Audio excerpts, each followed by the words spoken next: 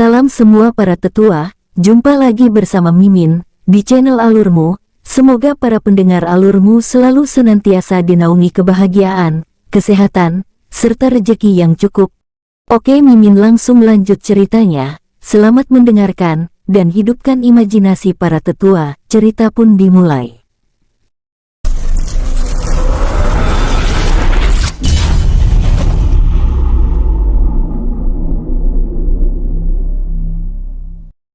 Lalu pemuda bermata emas itu segera membentuk sikap kultivasi untuk menyerap dan memahami jurus pertama dari kitab Dewa Naga melalui Seng Huo Kuan. Dan singkat cerita 1 tahun pelatihan Ling Jin di dalam dunia ciptaan King Long.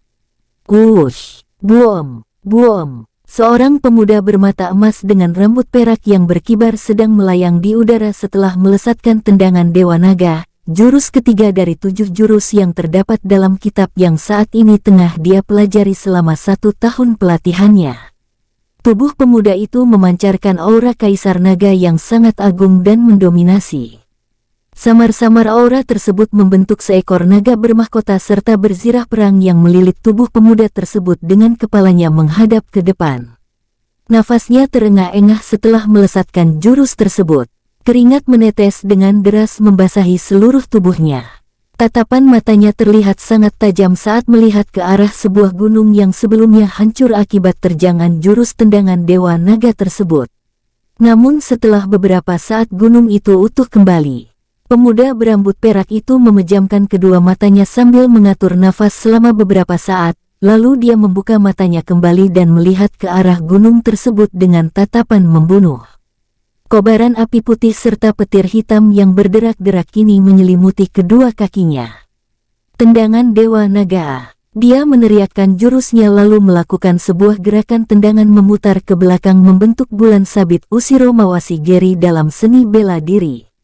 Sebuah siluet ekor naga yang besar melecut dan menerjang ke arah gunung itu kemudian menghantam serta menghancurkannya. Wos, buom. Seluruh dunia buatan King Long terasa bergetar akibat ledakan dari jurus tendangan Dewa Naga yang membuat gunung tersebut hancur lebur dan tidak lama kemudian utuh kembali seperti semula. Namun pemuda itu tidak akan beristirahat selama dia belum bisa menguasainya dengan sempurna. Sementara itu di benua barat, tepatnya di sebuah desa yang terpencil bernama Desa Luye, 5 orang pemuda terlihat sedang berjalan menyusuri jalanan. Meskipun terpencil, Desa Luye sangatlah tenang dan damai. Berbagai macam tanaman tumbuh dengan subur. Pohon-pohon dengan daun yang hijau dan rimbun serta bunga-bunga yang bermekaran, menambah suasana asri desa tersebut. Kakak, bagaimana jika kita singgah terlebih dahulu di kedai itu? Siapa tahu kita bisa mendapatkan informasi di sana. Salah seorang pemuda yang bernama Zei berkata kepada kakaknya sambil menunjuk ke arah sebuah kedai sederhana yang tidak jauh dari tempat mereka berada. Baik, adikku semuanya, kita singgah ke kedai itu sambil mencari informasi. Pemuda yang bernama Jian Fu berkata kepada adik-adiknya lalu ditanggapi dengan anggukan kepala oleh mereka semua. Kemudian kelima pemuda tersebut berjalan menghampiri kedai sederhana itu bersama-sama. Mereka adalah 5 pangeran neraka, putra dari Raja Neraka Xingwang. Jika di Nirwana ada yang agung sebagai penjaganya, maka di neraka ada Xingwang yang ditugaskan oleh Sang Pencipta untuk menjaganya. Kelima pangeran neraka itu antara lain si sulung Jianfu, pezina, Xiongxu, pembunuh, Zei, pencuri, serta si kembar So Huang Ze, pembohong, dan Sandong Ze, penghasut. Mereka berlima mendapat tugas dari ayah mereka untuk mencari sosok yang saat ini menjadi pemilik dari pedang pendosa. Kakak, menurutmu berapa lama kita bisa menemukan sosok yang dimaksud oleh ayah? Xiongxu bertanya kepada Jian Fu. Kelima kakak beradik itu mengenakan topi anyaman bambu yang cukup lebar untuk menutupi wajah mereka. Kini terlihat 7 guci arak telah terjejer di hadapan mereka semua. Hah? Aku juga tidak tahu adik. Mencari keberadaan sosok itu tentu tidak mudah. Bahkan kalian sendiri juga tahu saat ini kita tidak bisa merasakan aura pedang pendosa itu. Jadi menurutku tugas ini akan lebih sulit dari perkiraanku. Jian Fu menghela nafasnya setelah menjawab pertanyaan Xiongxu. Beberapa saat kemudian seorang kultivator bebas yang tidak memiliki cincin ruang terlihat sedang mengambil uang dari kantong dan membayar pesanannya. Kemudian dia berjalan keluar melewati mereka berlima. Zei yang melihat sebuah pedang tergantung di pinggang kultivator tersebut menyunggingkan senyuman penuh arti. Dia terus menatapnya dengan sangat tajam. Selang satu kedipan mata kemudian pedang tersebut lenyap dari pinggang kultivator bebas itu dan berpindah ke tangan Zei, lalu dia memasukkannya ke dalam cincin ruangnya. Keempat saudaranya yang melihat tindakan Zei hanya bersikap acuh dan tidak peduli, seolah-olah mereka telah terbiasa dengan apa yang dilakukan oleh saudara mereka itu. Zei memang suka sekali mencuri barang-barang milik orang lain. Apabila dia merasa suka, maka dia akan mengambil tanpa sepengetahuan pemiliknya. Namun setelah mencurinya, dia tidak menggunakan barang tersebut dan hanya dia simpan di dalam cincin ruangnya. Dulu Zei bahkan pernah mencuri satu roh yang sedang disiksa di neraka lantaran merasa gemas dengan roh tersebut. Dia menyegel roh itu di dalam cincin ruang hingga Raja Neraka berhasil menemukannya kemudian menghukum Zei. "Kakak, apa menurutmu sosok itu sangat kuat? Menurutmu jika kita berlima menyerangnya bersama-sama, apakah kita bisa mengalahkannya?" tanya Sandong Zei kemudian menenggak araknya. "Masalah itu aku belum bisa memastikannya adik. Namun menurutku dia bukanlah sosok yang sembarangan mengingat belum ada yang bisa mencabut pedang pendosa dari dasar neraka sebelumnya. Jadi sebaiknya kita jangan bertindak ceroboh," jawab Jian Fu. "Tapi, kenapa harus kita yang mencarinya? Bukankah ayah bisa melakukannya sendiri?" Suo Huangze turut bertanya kepada kakaknya itu. Ayah itu kan penjaga neraka, jadi tidak bisa meninggalkan tempatnya dengan sembarangan. Untuk itulah beliau menyuruh kita mencari pemilik pedang pendosa saat ini. Zei menyela sambil memukul kepala Suo Huangze karena merasa pertanyaan adiknya itu sangat konyol. "Hehehehe, aku kan hanya memastikannya saja," Suo Huangze berkata sambil tersenyum canggung. "Kakak, lalu menurutmu setelah ini kita akan pergi ke arah mana untuk mencarinya?" Zei bertanya kepada Jian Fu. "Untuk sementara ini kita ikuti saja naluri kita. Entah berapa lama pun itu, kita harus mencarinya sampai ketemu," jawab Jian Fu singkat. Kemudian Jian Fu kembali mengingatkan keempat adiknya agar benar-benar tidak bertindak ceroboh jika bertemu dengan pemilik pedang pendosa, karena hal itu akan mempersulit mereka sendiri. Keempat adiknya mengangguk menanggapi perkataan kakak tertua mereka. Selain anak yang paling tua, Jian Fu juga paling cerdas di antara mereka dalam mengambil sebuah keputusan. Setelah itu kelima kakak beradik itu berbincang-bincang ringan selama beberapa waktu sambil menghabiskan arak pesanan mereka. Lalu setelah ketujuh guci itu kosong, Jian Fu menyuruh Suo Huangze untuk membayar pesanan mereka. Kemudian Suo Huangze beranjak menghampiri kasir, sementara yang lain berjalan menunggunya di pintu keluar kedai. Mereka memutuskan untuk segera bergegas karena tidak mendapatkan informasi apa-apa di tempat itu. "Paman, pesanan kami 5 guci arak semuanya berapa?" Suo Huangze bertanya. Kasir yang sekaligus pemilik kedai tersebut mengerutkan keningnya mendengar pertanyaan pemuda itu, lalu dia berkata, "Maaf tuan, kalau tidak salah bukankah tadi kalian memesan 7 guci arak?" "7. Kami hanya memesan 5 guci saja paman," sahut Suo Huangze mengelak hingga membuat pemilik kedai menjadi bingung.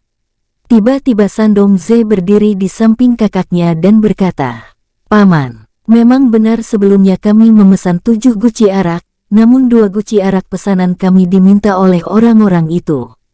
Sandong Zei berkata sambil menunjuk ke arah segerombolan kultivator yang duduk di pojokan. "Sebenarnya kami ingin menolak memberikan 2 guci arak itu, namun mengingat mereka adalah orang tua jadi kami menuruti permintaan mereka," ucapnya dengan ekspresi wajah yang sangat meyakinkan. Pemilik kedai itu manggut-manggut mendengar perkataan Sandong Zei. Lalu dia mengambil kertas pesanan yang diberikan oleh pelayan sebelumnya dan mengganti jumlah pesanan kelima bersaudara itu dari 7 menjadi 5 guci arak. "Jadi bagaimana paman? Berarti pesanan kami hanya 5 guci saja kan? Untuk 2 sisanya tentu menjadi tanggungan mereka," kata Sandong Ze memastikan. Ah, aku tidak menyangka tuan-tuan berbudi sangat baik dan menghormati yang lebih tua. Aku minta maaf tuan karena tidak mengetahui hal tersebut. Baiklah, jadi total pesanan 5 guci arak semuanya 500 koin perak. Namun karena tuan-tuan adalah orang yang sangat baik, maka aku memberikan potongan 100 koin perak. Pemilik kedai itu berkata sambil tersenyum ramah. Baiklah, terima kasih banyak paman karena mau mengerti kami. Suo Huangze berkata sambil menyerahkan 400 koin perak kepada pemilik kedai tersebut. Tuan, jika ada waktu kapan-kapan kalian mampirlah ke sini lagi, ucap pemilik kedai. Pasti paman, aku tidak akan melupakan kebaikanmu. Suo Huangze berkata sambil tersenyum misterius lalu beranjak keluar kedai bersama Sandong Ze. Pemilik kedai itu menghela nafasnya dan melihat ke arah mereka berlima dengan tatapan kagum. Benar-benar para pemuda yang baik. Lalu dia kembali melanjutkan pekerjaannya. Dia tidak tahu jika 2 guci arak yang lain telah dimasukkan Zei ke dalam cincin ruangnya sebelum mereka beranjak menuju pintu keluar kedai. Setelah berada tidak jauh dari kedai tempat mereka singgah, seorang wanita paruh baya terlihat sedang memetiki tanaman sayur di kebun kecil miliknya. Jianfu yang melihat wanita itu meneteskan air liurnya secara tidak sadar. Gejolak hasratnya menjadi menggebu-gebu seketika itu juga. Kalian teruskanlah perjalanan, aku ada urusan sebentar. Setelah itu aku akan menyusul kalian. Jianfu berkata tanpa menolehkan pandangannya kepada wanita itu dengan tatapan buas. Baiklah kak, jangan lama-lama. Zei menjawab perkataan Jianfu lalu mereka berempat menghilang dari desa Luye, sementara Jianfu berjalan mendekati wanita tersebut. Hai Nona, Jianfu menyapa wanita itu. Iya tuan, ada yang bisa saya bantu? Wanita itu menjawab dengan sedikit tergagap karena terkejut dengan kedatangan Jianfu yang tiba-tiba. Ada Nona, aku sangat membutuhkan bantuanmu untuk melakukan suatu hal, dan hal ini akan lebih baik jika dilakukan berdua denganmu. Jianfu menjawab dengan menyunggingkan senyumannya. Kini terlihat di bagian sela-sela pangkal pahanya telah menonjol membentuk sebuah gundukan lonjong ke atas. Hal apa itu tuh? Perkataan wanita tersebut terpotong karena Jianfu tiba-tiba saja memeluknya erat dan mereka berdua menghilang saat itu juga. Mimin pindah cerita dan singkat cerita 3 tahun berlalu sejak Ling Jin melakukan pelatihannya di dunia buatan King Long, di mana itu sama dengan 1,5 tahun di dunia nyata. Selama itu pula King Long sering bolak-balik ke benua timur, karena dia diminta Yao Pin yang sudah mulai stres mengajari Bao Chun. Kini Ling Jin telah berhasil menguasai ke-7 tahap jurus dalam kitab Dewa Naga setelah dengan pantang menyerah mempelajari jurus-jurus tersebut satu persatu. Semenjak dia mulai berlatih, rambut yang sebelumnya berwarna hitam berubah menjadi perak dikarenakan oleh aura Kaisar Naga. Selain berlatih jurus-jurus kitab Dewa Naga, Ling Jin juga gencar berkultivasi untuk memperkuat tingkat praktiknya. Dia melakukannya karena terngiang-ngiang dengan penjelasan Yao Pin mengenai kisah si Sensei dan itu memotivasinya untuk melakukan kultivasi secara gila-gilaan.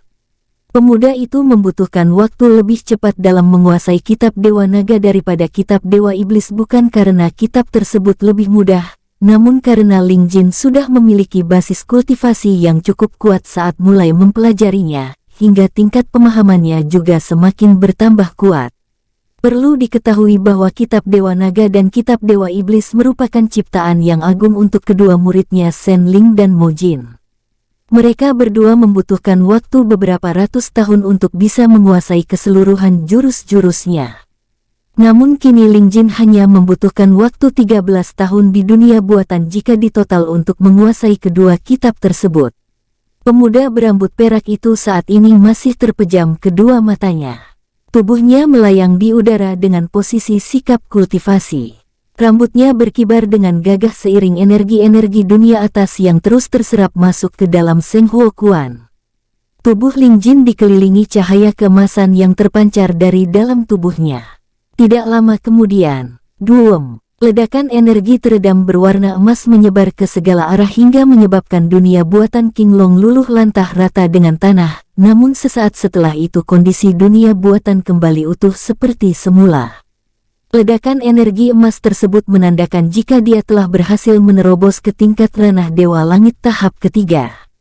Ling Jin membuka kedua mata emasnya.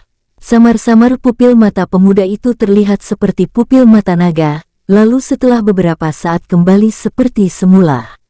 Ling Jin mendarat dengan perlahan di atas tanah. Tatapan matanya semakin tajam dan sangat tenang setelah berhasil naik tingkat. Kekuatan ranah Dewa Langit benar-benar luar biasa. Aku seperti tidak memiliki berat sama sekali. Ling Jin bergumam sambil memperhatikan ke seluruh tubuhnya. Swoosh! King Long muncul tidak jauh dari tempat Ling Jin berada. Dia terlihat puas dengan hasil latihan sahabatnya itu, kemudian dia menghampirinya. Selamat Jin. Tidak sia-sia kau melakukan pelatihan tertutup selama 3 tahun di dunia buatanku ini. Kau berhasil menguasai kitab Dewa Naga dan bahkan juga naik tingkat dengan sangat pesat. Ling Jin menganggukkan kepalanya menanggapi perkataan King Long. Terima kasih Long, aku merasa tubuhku lebih ringan dari sebelumnya. King Long tersenyum mendengar perkataan Ling Jin, kemudian dia berkata, baiklah. Kalau begitu mari kita keluar dari sini. Ada hal penting yang ingin aku sampaikan kepadamu. Lalu King Long berubah menjadi sinar berwarna biru dan menghilang diikuti Ling Jin yang juga berubah menjadi sinar putih keemasan lalu turut menghilang dari tempat itu. Swoosh! Kedua sahabat itu muncul di depan gua dalam jurang. Ling Jin memperhatikan seluruh tubuhnya lagi sambil tersenyum karena merasa sangat senang dengan kenaikan tingkat praktiknya serta keberhasilannya menguasai kitab Dewa Naga. Jin, aku ingin menyampaikan sebuah kabar buruk kepadamu. King Long tiba-tiba berkata dengan ekspresi wajah yang terlihat serius. Kabar buruk? Ling Jin bertanya sambil mengerutkan keningnya. Benar Jin, kabar buruk yang aku dengar dari adikmu 4 hari yang lalu saat aku mengunjunginya, ucap King Long. Kabar buruk apa itu Long? Ling Jin bertanya lagi saat mendengar King Long akan memberitahunya tentang kabar buruk. Apalagi kabar itu berasal dari adiknya Yin Meilin. Jin, saat ini Kekaisaran Tang dari benua selatan telah menyatakan perang terhadap Kekaisaran Han. King Long berkata lalu dia duduk di atas sebuah batu yang cukup besar. Lalu, bukankah Kekaisaran Han tinggal melawan mereka saja? Pemuda itu kembali bertanya. Memang Kekaisaran Han berniat melawannya, namun yang belum kau ketahui bahwa kekuatan Kekaisaran Tang jauh lebih kuat daripada Kekaisaran Han. Bahkan menurut perkataan adikmu, jumlah pasukan mereka lebih dari 2 kali lipat dari jumlah pasukan yang dimiliki oleh Kekaisaran Han, jelas King Long. Memangnya dari mana Liner mengetahui tentang kekuatan kekaisaran itu? Tanya Ling Jin kemudian duduk di sebelah King Long. Adikmu diberitahu oleh putra mahkota Han Jieru, kekasihnya. Kekaisaran Tang menyatakan perang karena Putri Xin Xiaoyu menolak pinangan dari Kaisar Tang Wuking untuk putra mahkotanya Pangeran Tang Xiaoqi, sehingga menyebabkan pihak Kekaisaran Tang merasa direndahkan oleh sikap dari Putri Xin Xiaoyu, jawab King Long. Ling Jin menghela nafas mendengar perkataan dari sahabatnya jika Yin Meilin saat ini telah menjadi kekasih dari Han Jieru. Lalu dia berkata, itu salah Putri Xin Xiaoyu sendiri terlalu pemilih. Menurutku menjadi istri seorang putra mahkota bukanlah hal yang buruk. Jin, kau tidak tahu bagaimana Pangeran Tang Xiaoqi itu. King Long berkata sambil melihat ke arah Ling Jin. Kemudian dia menjelaskan bahwa Pangeran Tang Xiaoqi adalah sosok yang sangat pelit dan arogan. Dia juga terkenal suka mengoleksi wanita di kediamannya dan telah memiliki 12 istri saat ini. Namun yang menjadi masalah utama adalah pangeran itu sempat mengalihkan pilihannya kepada Yin Meilin saat melihat kecantikannya. Tentu saja hal itu ditolak oleh Han Jieru sehingga membuat Kaisar Tang Wuking semakin meradang serta merasa harga diri keluarganya telah diinjak-injak. Kemudian dia mengeluarkan pernyataan perang terhadap Kaisar Han Wu sebelum meninggalkan istana. Aku ingin melihat bagaimana tampang kaisar bodoh dan putra dungunya itu. Ling Jin berkata dengan ekspresi yang berubah menjadi sangat dingin. Kedua mata emasnya menatap ke depan dengan tatapan membunuh yang besar. Aura ranah Dewa Langit merembes dari dalam tubuhnya saat itu juga. Long, ayo kita ke istana Kekaisaran Han sekarang, ucap Ling Jin. King Long menganggukkan kepala menanggapi ajakan Ling Jin. Kemudian mereka berdua menghilang dari dalam jurang kematian dan muncul tidak jauh dari gerbang istana Kekaisaran Han. Kedatangan mereka disambut dengan baik oleh para prajurit yang saat itu sedang berjaga di pintu gerbang istana. Hal ini karena sebelumnya King Long pernah mengunjungi Yin Mei Lin yang saat ini sering menginap di istana karena permintaan dari Xin Xiaoyu. Kini mereka berdua berteman baik semenjak Yin Mei Lin menjadi kekasih Han Jieru. Namun tampaknya para prajurit itu tidak menyadari jika yang bersama King Long adalah sosok yang sedang dieluk-elukan di seluruh benua tengah sampai sekarang. Hal ini bisa dimaklumi mengingat warna rambut pemuda itu telah berubah menjadi perak semenjak dia mempelajari kitab Dewa Naga. Prajurit, kami ingin menemui Kaisar. King Long berkata kepada salah satu prajurit tersebut. Mari Tuan Muda, akan saya antarkan menemui Kaisar. Kebetulan beliau sedang membahas sesuatu bersama beberapa petinggi sekte aliran putih. Prajurit itu berkata lalu berjalan menuju aula pertemuan istana diikuti Ling Jin dan King Long di belakangnya. Tolong sampaikan kepada Kaisar jika Tuan Muda King Long ingin bertemu, ucap prajurit itu kepada rekannya yang sedang berjaga di pintu masuk aula pertemuan begitu mereka sampai di sana. Baiklah, tunggu sebentar, aku akan menyampaikannya kepada Kaisar. Rekan prajurit itu menjawab. Lalu dia bergegas masuk ke dalam aula pertemuan untuk menyampaikan perihal kedatangan King Long kepada Kaisar Han Wu. Tidak berapa lama kemudian, prajurit tersebut keluar dari aula pertemuan lalu mempersilahkan King Long dan Ling Jin untuk masuk ke dalam. Kemudian kedua pemuda itu berjalan memasuki aula pertemuan istana Kekaisaran. Selamat datang Nak King Long. Kaisar Han Wu menyambut kedatangan pemuda berambut biru tersebut begitu mereka berdua tiba di dalam aula pertemuan. Terlihat Tetua Wen Li, Tetua Wei Jun, Jenderal Dong, Patriark Zhang Jiangwu serta Pendeta Ming Tao juga turut hadir di aula itu. Salam Kaisar. King Long menanggapi sambutan Kaisar Han Wu dengan menangkupkan kedua tangannya. Dan kau, perkataan Kaisar Han Wu terhenti. Dia terlihat berpikir sejenak. Lalu kedua matanya membulat dan melanjutkan perkataannya, kau, Nak Ling Jin. Apa? Semua tamu yang berada di dalam aula pertemuan itu terkejut mendengar perkataan dari Kaisar. Salam Kaisar. Ling Jin menangkupkan kedua tangannya sambil tersenyum. Tiba-tiba saja Tetua Wei Jun beranjak menghampiri Ling Jin dan memeluknya sembari berkata, hahaha. Bagaimana kabarmu Jiner? Aku benar-benar tidak menyangka ini adalah kau. Kabarku baik-baik saja Tetua, jawab Ling Jin.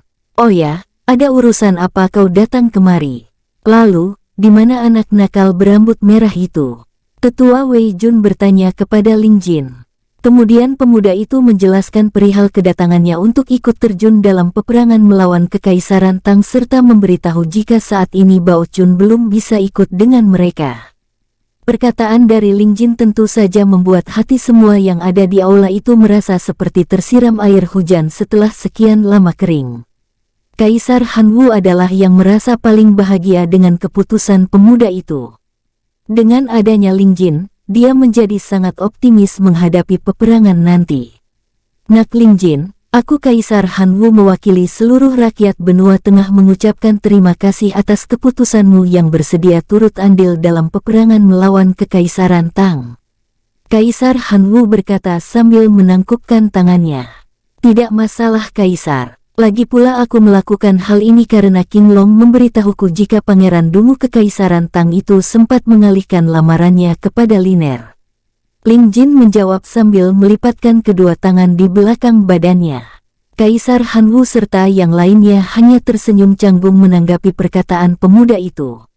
Namun hal itu tidak mereka permasalahkan karena yang terpenting bagi mereka adalah ikut sertanya Ling Jin dalam peperangan. Kaisar, kapan pasukan mereka akan tiba? Tanya Ling Jin. Kaisar Tang Wuking bilang jika mereka akan menyerang dalam kurun waktu 2 bulan dari sekarang, jawab Kaisar Han Wu. Baiklah, Kalian atur saja strategi yang menurut kalian paling tepat untuk menghadapi pasukan Kekaisaran Tang, ucap Ling Jin yang kemudian ditanggapi dengan anggukan kepala oleh Kaisar Han Wu. Tetua Jun, di mana Liner sekarang? Ling Jin beralih bertanya kepada Tetua Wei Jun. Adikmu sekarang sudah kembali ke Sekte Raja Wali bersama putra mahkota Jiner, jawab Tetua Wei Jun. Hahaha. Ruer dan adikmu adalah pasangan yang sangat serasi, nak Ling Jin. Aku sangat mendukung hubungan mereka berdua, ucap Kaisar Han Wu dengan ekspresi wajah yang terlihat senang. Terima kasih Kaisar, aku hanya menginginkan yang terbaik untuk adikku. Ling Jin menjawab sambil tersenyum simpul. Kaisar, Tetua Jun dan yang lainnya, kami undur diri untuk pergi ke Sekte Raja Wali, ucap Ling Jin. Nak Ling Jin, aku titip surat ini untuk Tetua Agung. Tolong serahkan surat ini kepadanya. Patriark Zhang Jiangwu berkata lalu menyerahkan sepucuk surat kepada pemuda itu. Baik Patriark, akan aku sampaikan surat ini kepada Tetua Agung, jawab Ling Jin sambil menerima surat tersebut lalu memasukkannya ke dalam cincin ruang. Kemudian dia berkata kepada King Long, Long, kita berangkat ke Sekte Raja Wali sekarang.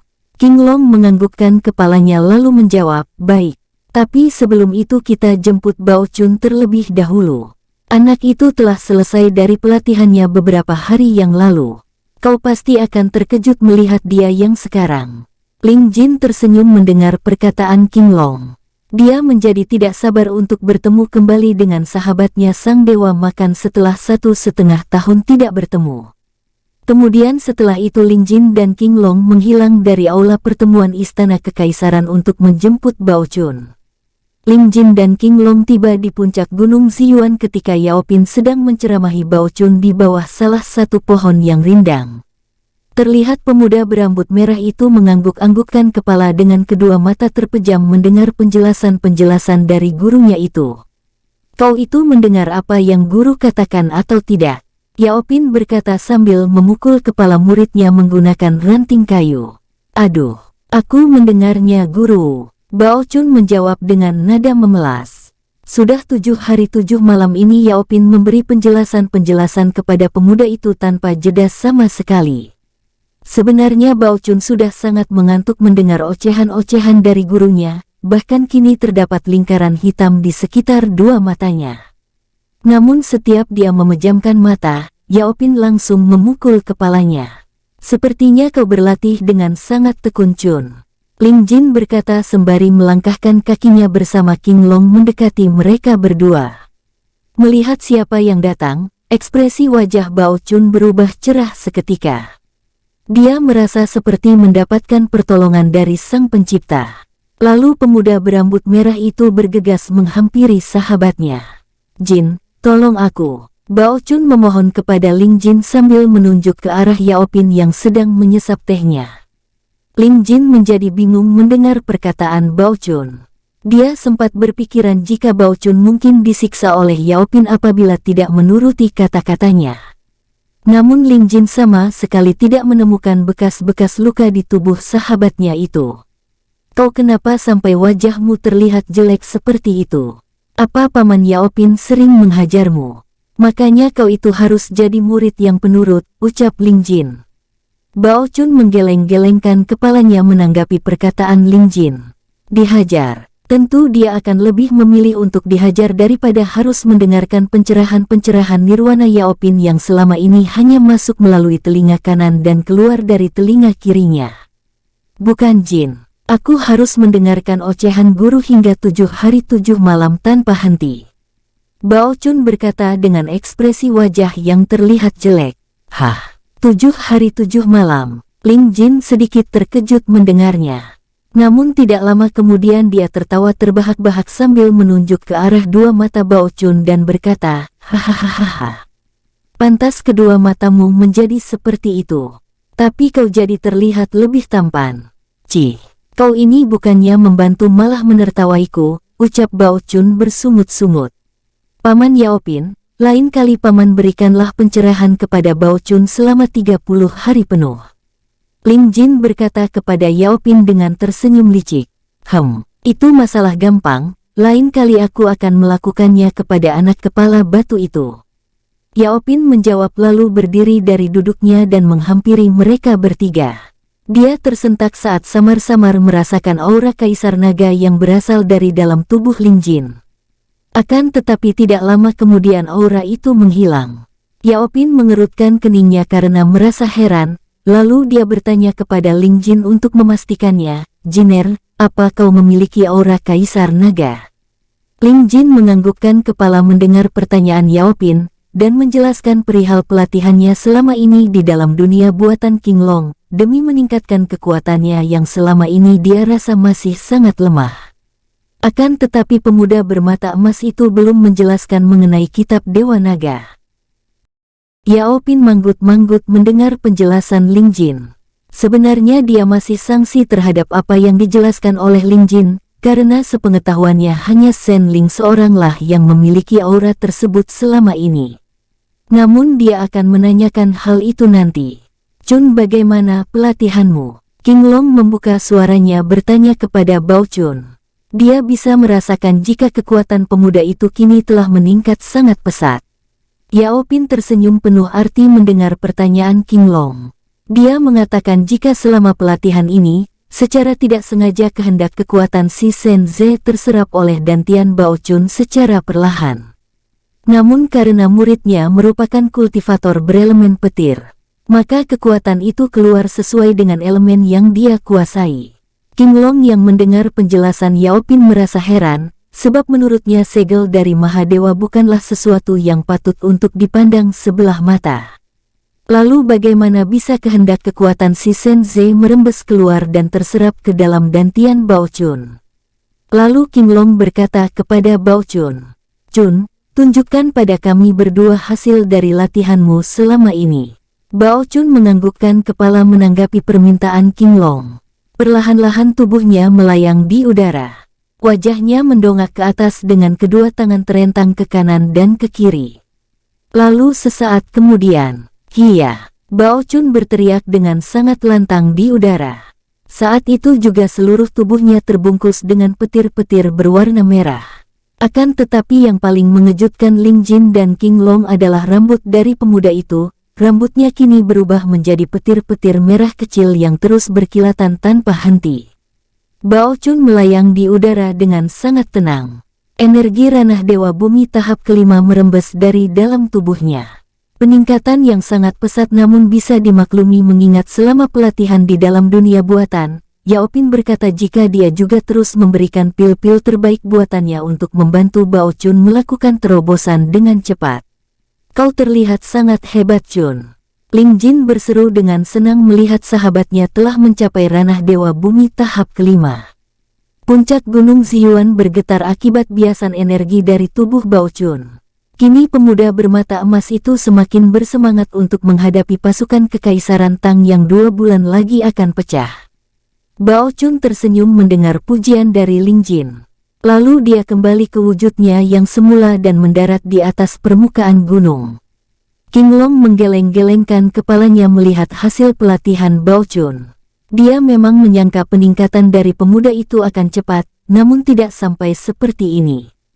Kekuatan si Shen Ze memang benar-benar mengerikan, bahkan ini baru sedikit saja yang bisa terserap oleh dantian Bao Chun, gumam King Long dalam hatinya. Mereka semua tidak menyadari jika sebenarnya selama pelatihan, Bao Chun selalu teringat akan hubungan Yin Mei Lin dan Han Jieru. Secara perlahan namun pasti, segel dari Mahadewa mulai terkikis oleh rasa sakit hati Bao Chun sehingga mengakibatkan kehendak kekuatan si Shen Ze merembes keluar sedikit demi sedikit dan terserap ke dalam dantiannya. "Hahaha, bagaimana menurut kalian?" Yao Pin bertanya dengan ekspresi wajahnya yang terlihat bangga dengan murid keduanya itu. "Sangat mengagumkan, Paman. Aku benar-benar tidak menyangka dia bisa menerobos hingga ke tingkat ranah Dewa Bumi tahap kelima hanya dalam waktu yang sangat singkat." Ling Jin menjawab dan berdecak kagum sambil memegangi bahu Bao Chun yang kini mendongakkan kepalanya dengan bangga. Melihat tingkat praktik Bao Chun yang sekarang membuat pemuda bermata emas itu teringat dengan pil-pil peninggalan kakeknya di dalam kalung yang saat ini masih dipakai Yin Mei Lin. Dia berencana akan menggunakan pil-pil itu setelah perang berakhir, dan juga belajar menjadi alkemis, karena Ling Jin merasa suatu saat kemampuan itu akan berguna entah untuknya maupun orang-orang yang ada di sekitarnya. Setelah puas melihat peningkatan kekuatan Bao Chun, Ling Jin memberitahu mereka berdua mengenai peperangan yang akan dimulai dalam waktu 2 bulan dari sekarang. Dia juga menjelaskan penyebabnya kepada guru dan murid tersebut. Tentu saja hal itu ditanggapi Bao Chun dengan antusias, karena dengan begitu dia bisa menemukan sasaran yang pas untuk menguji kekuatannya. Melihat muridnya yang terlihat senang, Yao Pin juga terlihat turut merasa bahagia. Meskipun diakuinya Bao Chun adalah murid yang nakal dan sangat susah untuk diatur, namun dia selalu berusaha memberikan pelatihan yang terbaik untuknya. Bahkan pil-pil terbaiknya juga tidak segan-segan dia berikan untuk pemuda berambut merah itu. Paman, aku dan King Long berencana akan ke Sekte Raja Wali untuk menemui ayahku dan yang lainnya. Untuk itulah kami ke sini terlebih dahulu menjemput Bao Chun. Ling Jin mengutarakan maksud kedatangannya dengan King Long. Yao Pin menganggukkan kepalanya menanggapi perkataan Ling Jin. Kemudian dia berkata, tapi apa kalian tidak bisa singgah sebentar di sini sekedar minum teh bersama? Aku merasa sangat stres karena bocah nakal ini. Guru, aku kan murid yang penurut, bagaimana guru bisa stres? Bao Chun menyela membela dirinya. Ling Jin dan King Long tertawa ringan mendengar perkataan Bao Chun. King Long merasa sangat puas karena sekarang bukan hanya dia yang merasakan bagaimana susahnya mengatur Bao Chun. Baiklah. Tidak ada salahnya kita singgah di sini sebentar Jin. King Long berkata kepada Ling Jin yang kemudian ditanggapi anggukan kepala oleh pemuda bermata emas itu. Dia menyetujui permintaan Yao Pin untuk menghormati keberadaannya sebagai dewa obat.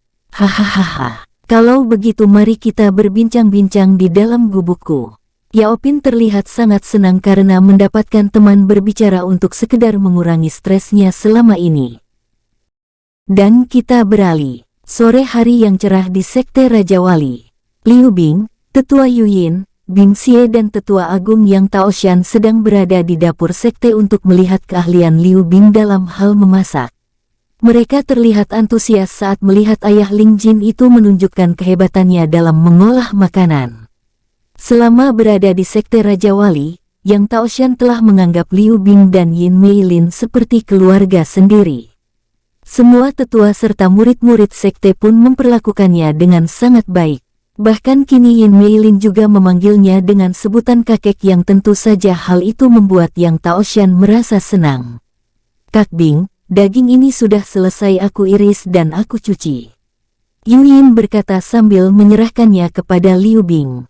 Setelah Liu Bing kembali siuman, sikap Yu Yin berubah drastis terhadap pria itu. Dia menjadi sangat baik dan lebih lembut saat berbicara dengannya. Namun meski begitu, Yu Yin tidak langsung menyatakan perasaannya karena dia juga ingin mengetahui sendiri bagaimana perasaan Liu Bing terhadapnya.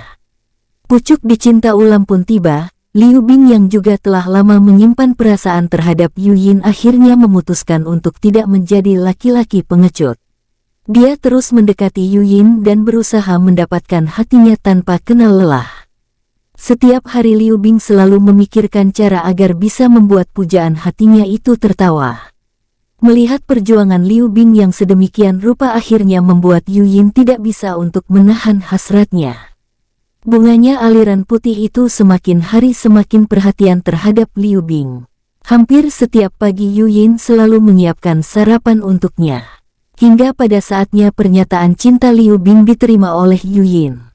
Bukan karena hal apa yang membuat Yu Yin menerima pria tersebut. Namun memang sudah sejak lama dia mengagumi kesederhanaan sikap serta kegigihannya menjadi seorang ayah sekaligus ibu bagi Yin Meilin kecil. Akan tetapi status Yu Yin sebagai seorang tetua sekte membuatnya hanya bisa menyimpan kekaguman itu dalam hati. Terima kasih Yinerku sayang. Liu Bing berkata dengan genit yang dibalas cubitan kecil oleh tetua Yu Yin karena merasa malu dipanggil seperti itu di depan tetua agung dan putri angkatnya. Tetua agung Yang Taoshan hanya terkekeh melihatnya, sementara Bing Xie terlihat sedang mencicipi beberapa masakan yang sudah jadi. Haah, Kami cari di mana-mana, tahunya kalian berada di sini. Sebuah suara terdengar dari arah pintu dapur, lalu keempat orang itu menolehkan pandangan untuk melihat siapa yang telah datang. Ling Jin, Bao Chun dan King Long terlihat berjalan menghampiri mereka. "Ciner, kau sudah datang," Yu Yin berkata sembari mendekati ketiga pemuda itu dan memeluknya satu persatu. "Bagaimana kabarmu, Ibu?" tanya Ling Jin setelah membalas pelukan Yu Yin. "Ibu." Liu Bing tersentak mendengar perkataan putranya yang memanggil Yu Yin dengan sebutan ibu. "Memangnya kenapa? Apa tidak boleh?" Yu Yin menyela dengan nada berpura-pura ketus. Tidak, bukan seperti itu Yiner, tentu saja boleh, bahkan sangat-sangat boleh." Liu Bing menjawab dengan menampilkan senyum yang paling menawan sambil menelan ludahnya. Seketika dia teringat dengan cubitan mematikan milik Yu Yin yang telah beberapa kali bersarang di perutnya hingga meninggalkan bekas berwarna merah kebiruan yang tidak kunjung hilang selama 4 hari ini. "Ayah, bagaimana keadaanmu?" Ling Jin menghampiri Liu Bing lalu memeluknya dengan hangat. Dia merasa sangat bahagia karena ayahnya kini telah pulih sepenuhnya. "Jiner putraku, keadaan ayah sangat baik saat ini. Terima kasih telah melakukan yang terbaik untuk ayah."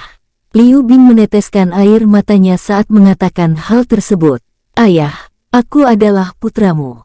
Tentu sudah menjadi kewajibanku sebagai seorang anak untuk melakukannya demi ayah," jawab Ling Jin tanpa melepaskan pelukannya. "Wah, harum sekali. Paman, kau sedang memasak apa? Sepertinya bau masakan ini tidak asing." Bao Chun berseru lalu segera menghampiri Liu Bing dan Ling Jin. "Apa kau ingat dengan sup daging ini, Chun?" Liu Bing berkata sambil melepaskan pelukannya dengan Ling Jin lalu mengaduk-aduk sup daging yang sebentar lagi akan matang itu. Kedua mata Bao Chun berbinar-binar melihat sup daging tersebut, tentu saja dia mengingatnya dengan sangat baik. Sup itu adalah masakan kesukaannya saat Liu Bing masih menjadi juru masak di Sekte Pedang Langit. Dia terus menghirup-hirup aromanya dengan ekspresi wajah yang sangat senang. "Akhirnya aku bisa merasakan masakan paman lagi. Paman, aku mau bagian yang paling banyak," Bao Chun berkata dengan tegas dan mantap. Liu Bing menggeleng-gelengkan kepalanya mendengar perkataan Bao Chun. Memangnya siapa yang akan memberikanmu sup itu?" Wajah Bao Chun berubah menjadi jelek seketika. Kemudian dia merajuk sambil memegangi lengan Liu Bing dan menggoncang-goncangkannya. "Paman, apa kau tidak kasihan dengan keponakanmu yang tampan ini? Selama beberapa tahun belakangan aku sangat menderita, tiada hari aku lalui tanpa merindukan masakanmu, Paman." Iya, dasar kau ini," ucap Liu Bing mengendikkan kedua matanya dengan malas menanggapi pemuda berambut merah itu. Kau tidak menyapaku." Bing Xie membuka suara dengan kedua matanya yang melirik ke arah Ling Jin. "Kau di situ rupanya. Maaf, aku kira tidak ada orang tadi." Ling Jin berpura-pura bingung saat menanggapi perkataan Bing Xie. "Kau." Bing Xie tidak melanjutkan kata-katanya, lalu mengacungkan jari telunjuknya. "Dasar menyebalkan. Aku menyebalkan." Ling Jin berkata sambil menunjuk ke arah wajahnya sendiri dan berjalan menghampiri Bing Xie. "Iya, kau menyebalkan. Sangat-sangat menyebalkan," jawab Bing Xie dengan menekankan kata menyebalkan. "Sudah, kalian ini sekarang adalah kakak beradik, tapi kalau bertemu pasti ribut." Yu Yin menengahi mereka berdua. "Adik, kakak," Ling Jin dan Bing Xie berkata dengan bersamaan sambil melihat ke arah Yu Yin. Ling Jin dan Bing Xie berdecih dengan memalingkan wajah mereka satu sama lain. Yu Yin hanya menghela nafasnya karena merasa mereka berdua sekarang mulai susah untuk diatur. Ling Jin jika bersama orang lain sikapnya memang sangatlah dingin dan seolah-olah tidak berperasaan sama sekali. Namun apabila dia sedang bersama keluarga dan orang-orang terdekatnya, maka kesan itu seperti hilang tidak berbekas darinya. "Wah, akhirnya matang juga," Bao Chun berseru dengan riang. Sejak tadi dia memang telah menunggu di depan sup daging itu tanpa berkedip sesekali membenahi kayu bakar supaya apinya tidak padam. "Baiklah, kau ambil mangkuk-mangkuk itu, Chun," lalu tuang sup daging ke dalamnya, ucap Liu Bing. Tanpa berpikir dua kali, Bao Chun segera melaksanakan perintah Liu Bing. Dengan dibantu Yu Yin dan Bing Xie, mereka bertiga menyiapkan masakan-masakan tersebut dan membawanya ke ruang makan keluarga milik Yang Taoshan yang selama ini hidup sendiri karena keluarga anaknya berada di benua selatan. Secara kebetulan Yin Meilin dan Han Jieru muncul di dalam ruang makan dengan bergandengan tangan mesra. Tampak hubungan mereka berdua terlihat semakin dekat. Melihat adiknya datang, Ling Jin segera berdiri dan menyapanya. "Rubah cilik, kau sudah besar sekarang, bahkan juga telah memiliki seorang kekasih." "Kakak." Yin Meilin terpekik melihat Ling Jin. Dia segera menghamburkan diri berlari ke arah Ling Jin dan memeluknya sangat erat. "Kakak, Hicks, kau kemana saja selama ini? Kenapa baru sekarang kembali?" Yin Meilin menangis di pelukan kakak yang sangat dia sayangi. "Kau ini, bukannya senang kakaknya kembali malah menangis." Ling Jin berkata sambil mengusap lembut pucuk rambut adiknya. "Siapa yang menangis? Mataku terkena debu tadi," kilah Yin Meilin membela diri lalu melepaskan pelukannya. Ling Jin terkekeh melihat tingkah adiknya yang sama sekali tidak berubah, kemudian dia merentangkan kedua tangannya. Seketika Yin Meilin segera memeluk kakaknya lagi dengan perasaan senang. "Kakak, lain kali jika pergimu lama, aku ikut." Yin Meilin mulai merajuk. "Saudara Jin." Han Jieru menyapa Ling Jin. "Pangeran," jawab Ling Jin singkat kemudian memeluknya. Dia menghargai sikap Han Jieru karena berani menolak lamaran Kaisar Tang Wuking yang sempat mengalihkan lamarannya kepada Yin Meilin meskipun tahu jika akibatnya adalah peperangan. "Liner, kemarilah, ajak pangeran ke sini. Waktunya untuk makan, kalau terlalu lama bisa-bisa makanannya keburu dingin." Yu Yin berkata kepada Yin Meilin sambil mengambilkan makanan untuk Yin Meilin dan Han Jieru yang kemudian ditanggapi anggukan kepala oleh gadis itu. Yin Meilin dan Han Jieru duduk berdampingan di sebelah Yu Yin serta Bing Xie sedangkan Ling Jin duduk di sebelah Liu Bing, Bao Chun dan King Long. Mereka semua mulai memakan hidangan hasil masakan dari Liu Bing. Terlihat King Long makan dengan sangat lahap. Dia mengagumi rasa masakan ayah Ling Jin itu yang menurutnya sangat enak. Bao Chun saat ini terlihat diam dan tidak tahu harus berbuat apa. Dadanya kembali terasa sesak, bahkan kini terasa semakin menjadi saat melihat Yin Meilin dan Han Jieru duduk tepat di seberang tempat dia duduk. Sesekali dia bernafas dengan mulutnya karena saat ini tanpa sebab Bao Chun merasa sedikit kesulitan untuk mengambil nafas. Mereka berdua terlihat mesra, dan entah kenapa Bao Chun tidak suka melihatnya. Namun dia juga tahu posisinya, dia sadar jarak antara dirinya pemuda yang tidak jelas dengan Han Jieru yang seorang putra mahkota kekaisaran Han. "Kak Chun, bagaimana kabarmu? Apa kau tidak merindukanku?" Perkataan Yin Meilin mengejutkan Bao Chun. Aku baik-baik saja Liner, dan tentu aku merindukanmu. Aku merindukan saat menemani hari-harimu seperti dulu ketika kau merasa sedih." Bao Chun berkata dengan sedikit tergagap. Semua yang berada di ruang makan seketika menghentikan makan dengan ekspresi wajah terlihat heran mendengar perkataan pemuda berambut merah itu. Mengetahui dirinya telah kelepasan berbicara, Bao Chun segera melanjutkan perkataannya, "Iya, aku merindukan saat-saat itu. Saat dimana kita fokus terhadap latihan untuk bisa menjadi kultivator yang kuat." Hehehehe. Lalu semuanya menganggukkan kepala secara bersamaan saat mendengarnya dan kembali melanjutkan makan mereka. Dan singkat cerita, 2 bulan berlalu semenjak Kaisar Tang Wuking menyatakan perang terhadap Kaisar Han Wu. Di sebuah daratan yang sangat luas dan tandus, 2 kubu pasukan kekaisaran dengan jumlah yang sangat banyak terlihat sudah berada di tempat mereka masing-masing. Bendera-bendera lambang kekaisaran berkibar, puluhan juta prajurit beserta sekte-sekte yang bergabung untuk membela kekaisaran mereka tengah dalam posisi siaga. Jutaan kultivator terlihat saling mengamati situasi satu sama lain. Ada yang berdiri di atas tanah, melayang di udara. Bahkan di 2 kubu tersebut juga terdapat banyak sekali kultivator-kultivator yang menunggangi binatang buas mereka. Kekaisaran Han dan Kekaisaran Tang. Dua kubu berbeda yang saat ini sedang bersiap untuk saling menggempur di daratan Huangwu, daratan yang menjadi perbatasan antara benua tengah dengan benua barat, tempat yang telah disepakati di mana kedua kubu kekaisaran tersebut akan berperang. Meski begitu, peperangan terlihat belum akan dimulai karena para petinggi mereka sedang berdiskusi untuk menyusun strategi masing-masing. Pendeta, bagaimana ini? Selisih pasukan kita dengan pasukan mereka cukup besar, yakni 1.500.000 orang, dan kekuatan kultivator-kultivator mereka juga berada di atas kita. Kaisar Hanwu terlihat sedikit cemas saat mengetahui kekuatan dari kubu musuh. Saat ini petinggi-petinggi kubu kekaisaran Han sedang berdiskusi di sebuah tenda besar dengan dipimpin oleh Kaisar Hanwu. Tampak ekspresi wajah mereka semua terlihat sangat serius. Mohon maaf yang mulia, untuk masalah itu saya juga belum menemukan jalan keluarnya. Ini di luar perkiraan kita sebelumnya. Saya memang memprediksi jika pasukan kita kalah jumlah, namun tidak sebanyak ini. Pendeta Ming Tao menjawab dengan singkat. Dia juga merasa sedikit bingung menyikapi permasalahan yang sekarang tengah mereka hadapi. Pertempuran di kota Changlin tentu menjadi pukulan telak tersendiri bagi Kekaisaran Han.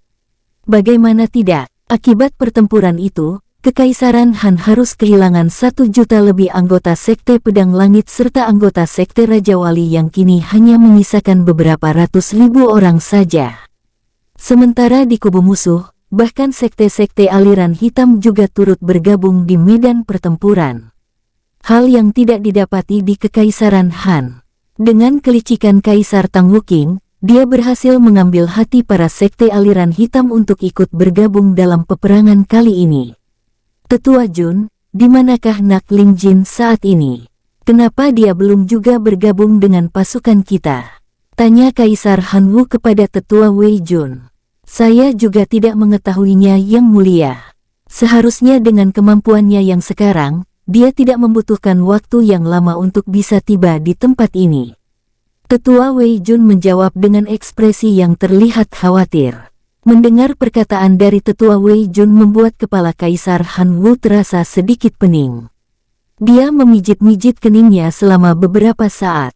Sementara itu di tenda kubu musuh, situasi juga terlihat tidak jauh berbeda dengan yang dialami para petinggi pasukan Kekaisaran Han.